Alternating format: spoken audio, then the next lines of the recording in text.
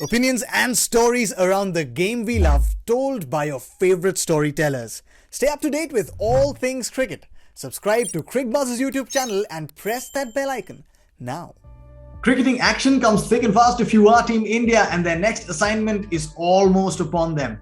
They take on the West Indies in a white ball series at home. 3 ODIs that they play in Ahmedabad starting February 6th before the caravan moves to Kolkata for the 3 T20Is.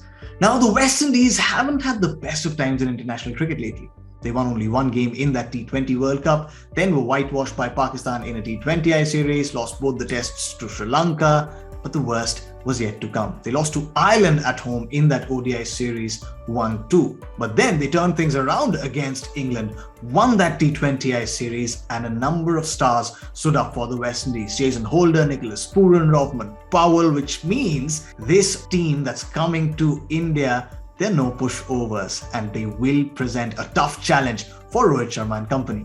If you look at that ODI squad from the West Indies, of course, Pollard continues to lead and Nicholas Pooran continues to be his deputy. The one name that stands out there is that of Kemar Roach, who returns to ODI fold for the West Indies after 2.5 years. He last played an ODI in August of 2019. It'll be interesting to see how he goes about his business.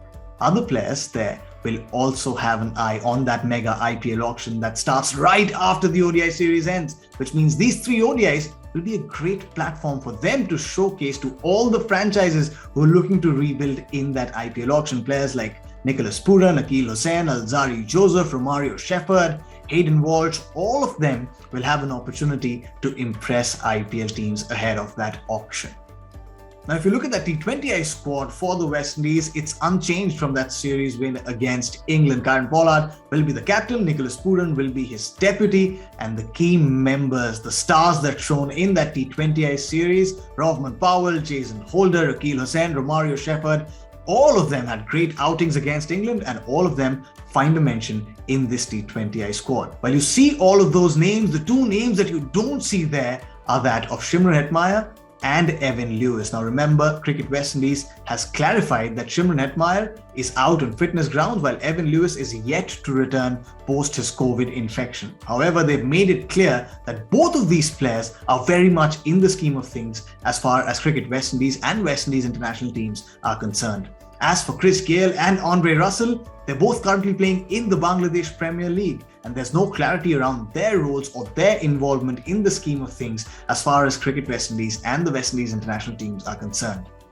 Jason Holder tops the list for the players to watch out for from this West Indies squad. He's been in red-hot form in that series win against England as well. He was brilliant with the ball, derailing England on a number of occasions.